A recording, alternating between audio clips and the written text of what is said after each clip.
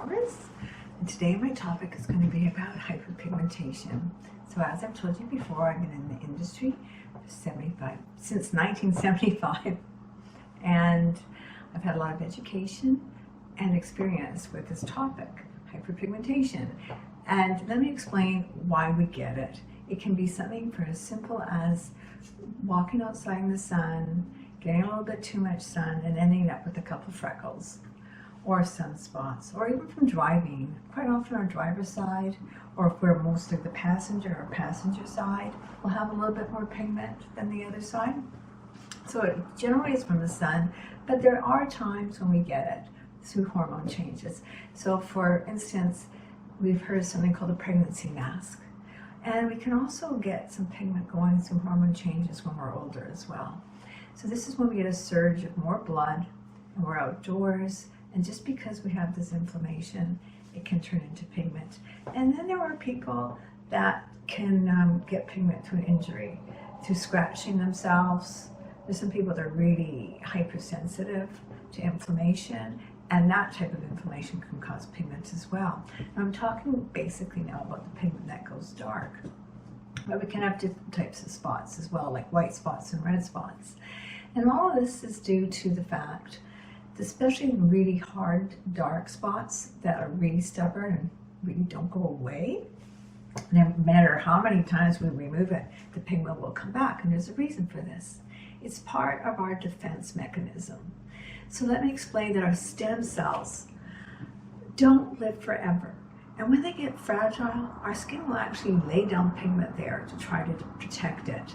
Our stem cells can only repair themselves up to 50 times. And there's an actual theory for this, and it's called the Hay-Flick limit. There's other doctors that have gone and expanded upon it, and it depends upon our metabolism and our genetics. And sometimes we can last longer than 50 years, but let me tell you, our stem cells cannot take an injury forever without it turning into either pigment and then slowly more skin disease and cancer. So what are some of the things that we can do about pigment? Well, it's quite easy if you have the pigment from pregnancy masks, which that type of pigment is actually called melasma, and you might see it on people. It'll be spread out in larger pieces, not just a dot, and that is easier to get rid of. Pigment that's there due to hormone reasons can eventually be cured quite simply. It's a little bit more tricky when it's there because it's part of your defense mechanism. Now, some doctors will use liquid nitrogen to remove it, and lasers and strong topical treatments. But what can happen is you end up with a white spot, or the pigment comes back. Eventually, if you do it too many times, it simply does turn into cancer. I've seen this happen over and over again over the years.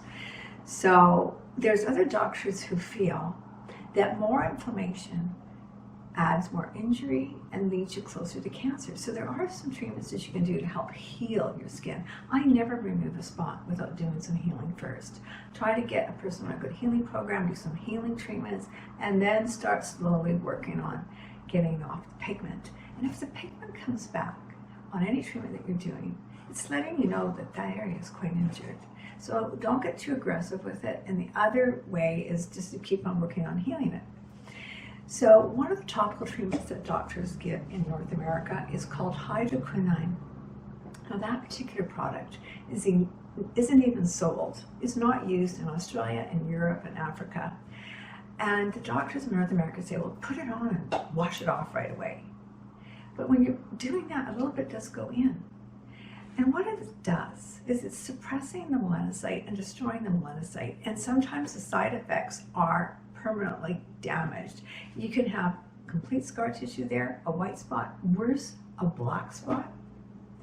And for sure, it causes more inflammation while you're in the sun, leading to pigment in more areas. It makes you more photosensitive. So in my terms, I just really think it'd be one of the drugs that you don't take. Now, retin A, some doctors will prescribe that. Now, retin A causes inflammation. True vitamin A, retinol, does help to heal some sun damage. If the spot's thicker, it's going to need more. There's a wonderful doctor I met at a convention several years ago, maybe even 20 years ago, and he was from Africa. He was giving a lecture. He was speaking out against hydroquinone.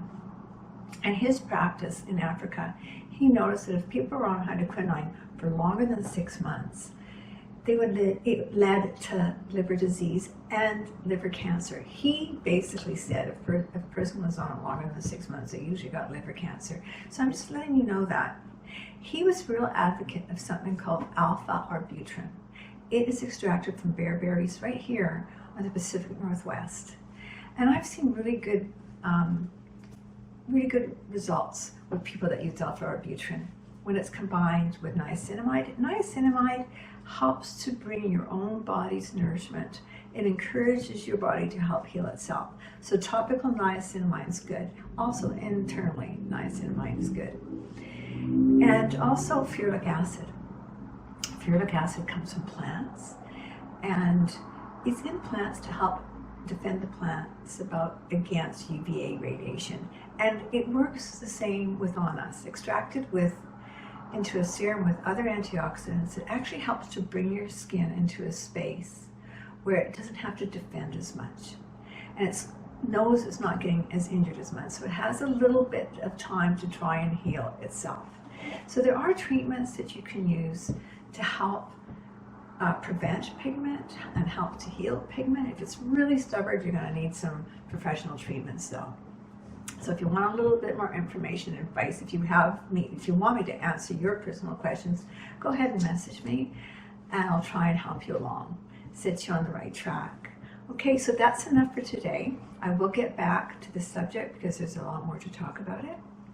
And I just wanted you to know the basis of why we get pigment. And I hope that helps you. Okay, stay safe. Have a wonderful day. Talk to you later. Bye.